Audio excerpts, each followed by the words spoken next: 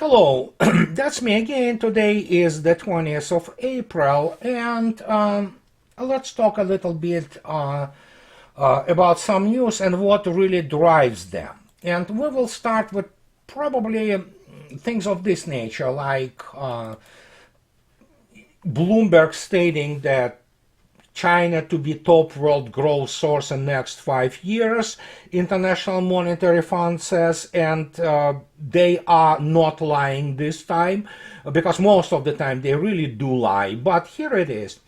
They also write the contribution from BRICS nations to outpace that of G7, which was stated on some forum. But the point is, yeah, we know this, and we know that most of what is considered as the economy in the combined West today is primarily the operations with your hands and the Wizard of Oz type statistics, because it deals primarily with the monetary things, finances. Industrially, in this respect, West is done, it's over, and the BRICS already produces more than G7 combined, and this is just the part of it. But when you say that, okay, yeah, we talk about this economy many times, and something is happening, like we have to really understand in larger terms that, you know, West still lives here and there. Yes, it does. There are still the fields in which Western civilization and especially United States, they lead. For example, in some issues of the airspace, especially commercial airspace, there is no doubt that combined West is, especially the Boeing and Airbus combined, they produce a bulk of the global commercial aviation. But once you go away a little bit from that, you begin to see that, oh, you know what, yeah, we have the issues with the Taiwan in terms of chips, but this is not how it's really as it's portrayed in the Western media, then, because actually, as I learned recently, majority of the engineers who work there are actually mainland China engineers. And there is another things of this nature which kind of get one to scratch his head. And we continue with this thing, and if you look attentively at the article of the American Thinker, which has been published on the 12th, 8 days ago, it was by Patricia Adams and Lawrence Solomon, and look at this. They state that Russia's, in the article called Russia's Rise, that the West's sweeping sanctions on Russia following its invasion of Ukraine are shaping up to be the West's most monumental miscalculation in modern history. Good. This was my basically tune since 2014 when I spoke about it openly, and thankfully I have the records to prove this, that yes, it is not just it's criminal miscalculation, because it also means the end of the combined West as we know it. Actually, for all intents and purposes, it already has ended. But then, of course, we go to the conclusion of the American Thinker article, and look what the Adams and Solomon write. Russia's rise will be news to Western audiences, which for decades have been prey to a demonization of Russia, and since its invasion of Ukraine have been fed a steady diet of Russian decline. Oh, absolutely, they nailed it. This is exactly what happens. And they conclude that the sanctions on Russia awoke the sleeping giant that had been Russia, and the West may soon be faced with the consequences. Well, the problem here with this statement is the fact that it not may face. The West already is facing the consequences of all that, and again, they never expected this, because for the country which they said had the economy smaller than the economy of Italy, Russia surprisingly is extremely influential. And she is influential to such a degree that even when we speak about that thing that, oh yeah, you know, we have this issue with Russians that they really just cannot do anything but to sell their crude oil and gas and other hydrocarbons. Okay, even that, let me put it this way, even that extraction and processing is a very high-tech industry. And Russia increasingly is independent from being the extraction equipment to all those processing equipment because Russia produces it completely on its own now. And yes, again, it's not like you go in, take the bore machine and stick it into the ground and then allow the fountain like in the old American Hollywood movies, just basically break the surface and people just enjoying the fact that they will be having a lot of the good fortunes on them by selling this crude. Doesn't work like this. Today, extracting the crude or gas is a high-tech process requiring an extremely advanced and extremely sophisticated technology. But look what happens here. And we start obviously with the issue of the Russian crude loans. And then suddenly or yesterday they noticed that Russia's flagship crude sees near record April loadings.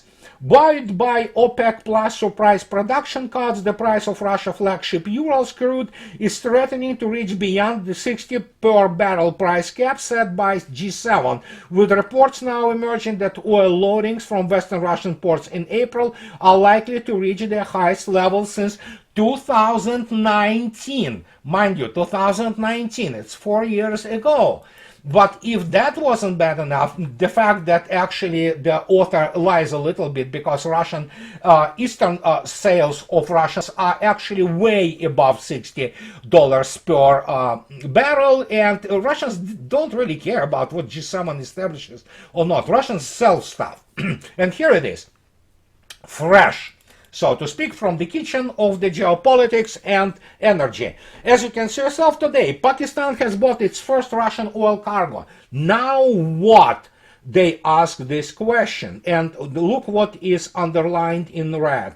The purchase could also have diplomatic implications, potentially complicating negotiations for a bailout with IMF and straining relationship with long-term vendors Saudi Arabia and United Arab Emirates for Pakistan. Well, what can I say? For starters, we need to keep in mind that when you see the IMF loan thing, know that it's not essentially a loan. It's basically a strap which International Monetary Fund and its main curator, United States, put in your economy. They make you fall in debt even more.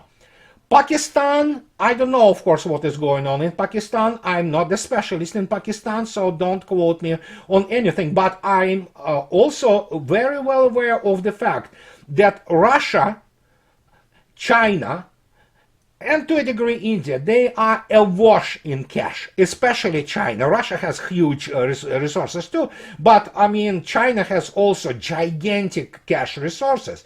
And guess what? That means that Russia and China can issue their own credit. And you already have the BRICS Development Bank with the Mrs. Rousseff, of former Brazilian of fame, being the chairman of this bank. And guess what? Those conditions which this BRICS Bank will be offering for the countries are much better than International Monetary Fund. Because the idea of the BRICS Bank is to spur development of those countries which have been, before that, completely tied up with the debilitating International Monetary Fund's loans, which basically the loans are nothing more that they give you a loan to pay for the previous loan which you cannot afford to pay. And that's how they maintain their what is called the debt slavery for the large portion of the world. And when you read this news and Pakistan buying Russian oil, sure, why should I buy something more expensive from somebody unreliable? As per the issue of Saudi Arabia in this Pakistani equation, I'm pretty sure that Russia and China and Saudi Arabia will figure it out how to deal with this whole situation. But Pakistan is buying the oil now, and of course Russia has the major tanker fleet now operating with Russian protection and Russian, if need be, Russia insurance, covered by Russian insurance. And when you look at this, and again, it happens every day, you have to begin to ask yourself a question, what is going on, for crying out loud? Because when you look at this, this is just, oh my God, something is driving it, not just only economic.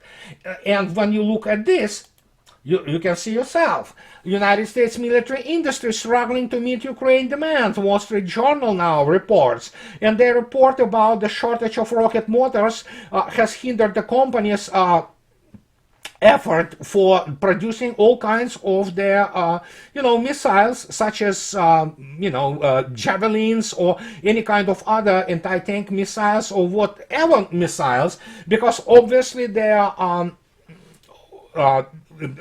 Rocketdyne, the company which produces those small engines, cannot even keep up. So much for the Russian economy being smaller than Italy, because Russia not only keeps up, Russia outproduces militarily the whole NATO now, probably by the order of magnitude on in some cases. And I'm not talking about only artillery shells, I'm talking about the guided missiles. And of course, as Mr. Putin is on record, he stated, you produce 400 tanks, we'll produce 1,600. We produce, as he stated, Russia, the missiles more than the whole world combined. And when you look at this, you have to ask a question, what's the deal here? And I want to kind of get you to the conversation of the two very respectable by me men, Judge Napolitano and Phil Giraldi, former CIA officer, a man of huge principles. I do not necessarily agree with everything he says. There's no doubt that he is a real deal. He is a genuine article, and he makes actually the proud for American intelligence community, really, by his professionalism and his insights. But they were having yesterday this interesting discussion, the title of which was Is America Still Exceptional in Ukraine War? And when they tongue-in-cheek started to discuss, Judge Napolitano asked this bombshell question, really, then how many wars did we win recently, speaking about the United States? And Phil also kind of with sarcasm, almost sardonic, stated that, yeah, Panama. And they smiled. You can watch this wonderful conversation, and, well, they forgot, of course, Grenada. And when you look at this, and when you look at this whole economic situation, you begin to understand that it also driven by military events. And now that we have this discovery, it happened, everybody understands now that, oh my God, we're looking at the fact that United States and NATO are not designed to fight a real war. And when you start thinking about it, I'm not talking about operationally. I do not believe they have the level of operational planning required to fight any serious war with Russia. And I'm serious, dead serious on that. And when you look at this, especially against the background of, like my friend Larry Johnson posted this, showing Mr. Petraeus, who is evidently admired by some layers of the American professional, and he writes correctly, yes, America's political elite are really that disillusional. And he is talking about that Mr. Petraeus was interviewed by the Georgian service of Radio Free Europe and Radio Liberty, and he confirms by virtue of his responses that he is either one of the dumbest men to ever pin on 4 stars or one of the most intellectually dishonest. Perhaps both. I agree with Larry here. I believe Petraeus and people in this institute for the study of war are really both dishonest and dumb. I mean, they really evidently have no clue how operations are planned and what goes into it, let alone how the strategies are done. And then we get to the core of the issue, why they cannot understand this. And let me put it this way. This thing which allows to understand this is called TOE, the Table of Organization and Equipment of the United States Army. In Russia, it's called Штатное расписание, but it's a whole other story. But TOE is kind of the pinnacle, it's the tip of the iceberg, so to speak. Which is kind of built on the doctrinal and military-industrial views of the state and how it actually able to provide for the war. And let's take a look at the American table of equipment, of organization and equipment. And let me put it this way: it is a huge work actually to study and analyze the American TOE. You can write, actually, I'm pretty sure, PhD thesis on that. And no, I'm not being facetious. It really is a big work. It's a really big deal. But let me put it this way: you can look up, for example, U.S. Army TOE in the Federation of the American Scientists, where they give you the introduction to the table of organization of equipment of the United States, and you can go and look up everything there. You will have there both what is the equipment and organization for the military intelligence battalion, strategic signal intelligence. You can go into the defense command, air defense command. You can view there what American air defenses is, what is involved there, how the battalions and brigades are organized, how many of this of that equipment are basically allotted for the battery and for the brigade and things of this nature. And this is very interesting, obviously, when you begin to look at this, and you also begin to get a sense in the in terms of what is this all about, how they are designed to fight. And I will not be basically disclosing any secrets when stating that when you get to the those TOEs, for example, in the U.S. Army TOE, even if it is a little bit outdated, you begin to look at it and say, something doesn't add up here. And it doesn't add up on many respects. Okay, of course, the first thing you will see there, it will be heavy emphasis, almost destabilizing emphasis on the air power. And it's only normal. I mean, everybody wants to have the air power, but United States literally builds this whole thing around air power. And let you remember, last video I was talking about General David Perkins, and again, he actually was a commandant of the Command and General Staff College in Leavenworth, Kansas. So that means this man certainly have brains. And look at this. In 2016, when discussing the fate of, at that time, pretty ridiculous concepts, air-land battle, General David Perkins stated in 2016 on one of the forums about the joint combined arms concept for the 21st century. Next, he stated that our current and potential adversaries saw the success of air-land battle during Operation Desert Storm. Full stop here, because this is the problem. But I will explain in a minute why. And have been going to school on us ever since. Again, full stop. For example, Russians have been going in the United States to school ever since the United States and Soviet Union got involved in the Cold War. And it never started with the Operation Desert Storm.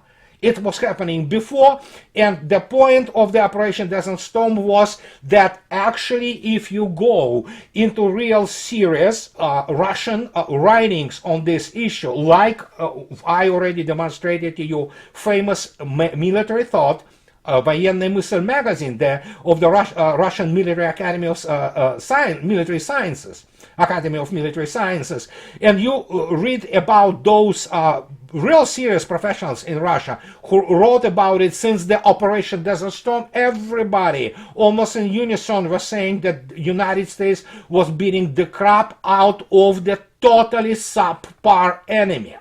But here is Perkins what he continues. Their focus is to fracture the paradigms established with air-land battle and take away our advantages. Well, it's pretty self-evident statement because every military does it.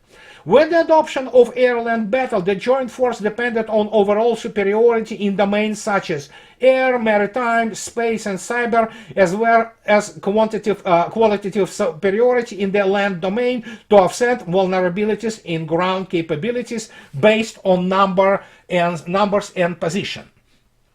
He speaks here, Perkins, he speaks about that, yeah, people basically, studied as any normal military will do, and guess what? This is all about the weaknesses of the enemy, and you exploit them. This is the fundamentals of the military strategy. So Perkins continues at that time. During most of our recent history, the only domain that has been truly contested has been the land domain. The joint force has enjoyed an unprecedented level of freedom and action in the air, space, maritime, and cyber domains. And here we have to again stop, because Perkins, while obviously admitting that, well, let's put it this way, American land forces are not the super pooper force which has been always portrayed by Hollywood. But look at this. He stated that only this domain was truly contested. It's not true. Russians from the get-go were contesting the air domain, if you wish, and of course the maritime domain. And he also admits that this will not be the case in the future, that the United States will be losing their alleged superiority in those domains. And look at this. Here he introduces this concept which is driving the modern TOE actually of the US armed forces, which is domain battle concept. Multi-domain battle is an effort to maintain American military dominance by reimagining joint operation for the 21st century.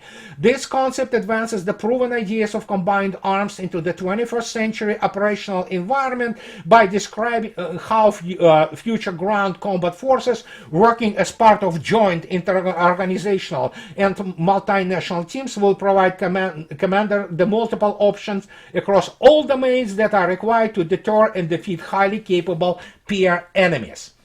And now, 7 years after Perkins' statements, which actually kind of makes sense if you look at them, I can tell you immediately. First, and I understand some people will be very unhappy.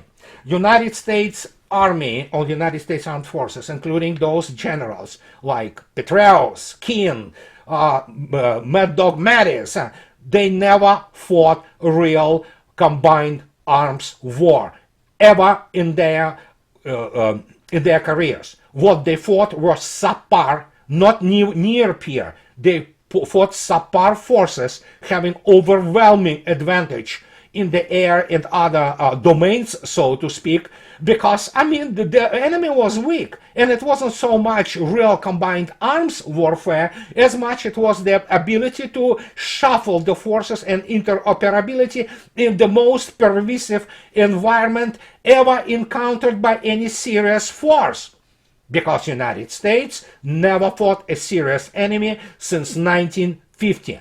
And even in Vietnam, granted that Russia supported the Soviet Union at that time and China supported Vietnamese, this has nothing to do with the combined arms. Combined arms warfare is indeed multi-domain battle in which you basically face a very serious enemy. And just to demonstrate to you that American table of organization equipment is absolutely not designed for this, as General Perkins was stating that, oh yeah, primarily ground forces is contested. Well, no, it's also the air which is contested, and as I already stated, and I'm on record, American air defense, which is used today and across the NATO for all its hoopla, is actually pathetic compared to the air defense of Russia. And that means air defense of Russia can degrade dramatically and if blunt, even repel completely the strike by the combined NATO air forces, including US Air Force. The same cannot be stated by the American forces, for example. Even if to imagine that the United States has enough power, manpower, and equipment to throw at Russia in Ukraine. You know, there are hypothetical scenarios like that. Russian general staff certainly games them and certainly plans for them. Let me demonstrate to you this. And of course, you already know the fact that now American JDAMs actually performed so badly, it cannot be even counted as a serious weapon because basically Russians able to disable them using the electronic warfare. They shoot them down by the air defense, and some of them, they have even their primers disabled and they don't explode. So JDAM, yet another wonder weapon from the American arsenal, is a complete utter failure. But again, going back to the even air defense, it's a part of the table of organization and equipment. Let me show you something. You already know. I demonstrated to you. But this is what SHORAD or short range air defense systems for the U.S. Army are. Look at this. This is in 2022, I believe, no, 21.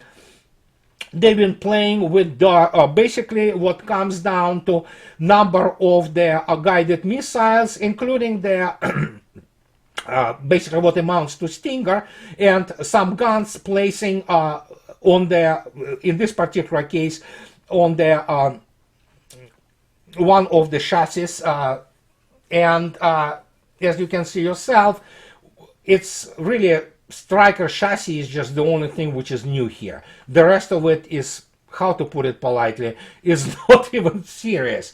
Of course, even if we consider the obsolescence of the Stingers, there is the British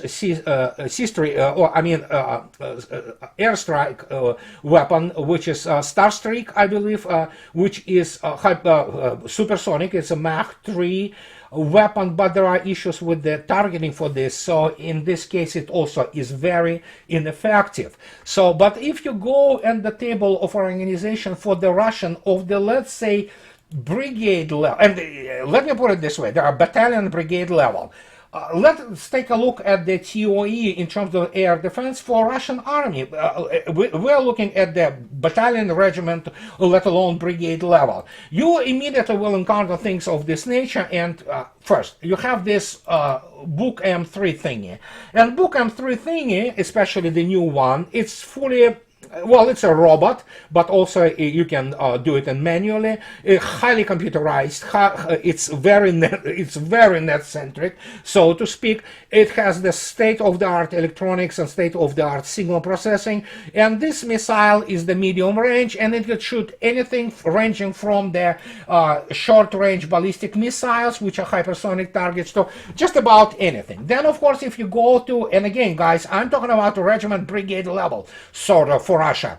Then, of course, you have Tor M2. This thing is just absolutely performed so brilliantly in the special military operation. I cannot even emphasize enough. It actually shoots down basically what amounts to hypersonic speeds. I mean, again, I explained already the difference between that hypersonic and hypersonic, which are real hypersonic weapons. But they shoot down the highly maneuverable targets, and with the speeds above Mach 5. And then, of course, we have this thing which everybody wants now, and this is Panzer S1, which also shoots down pretty much. You can see yourself, actually, there are many videos of Panzer crews shooting down HIMARS, and they shoot down pretty much anything which is thrown at Russian forces in the former Ukraine. So, and when you look at this, yeah, that's the table of organization and equipment, just very teeny-weeny small part of it, which already have to, create basically inevitable, irresistible, and highly warranted comparisons that how do you want to fight with this? You know, when you have SHORAD on one part, and then you have three systems just on the regimental and brigade level operating on the Russian side. One cannot catch, pardon my French, nothing. The other can shoot down pretty much anything. And then, of course, you don't forget, it's integrated in the larger, much more powerful long-range systems such as the S-300V4, S-400, and other variations of the S-300s. And when you look at this, obviously, the performance of the Russian air defense in the special military operation is outstanding.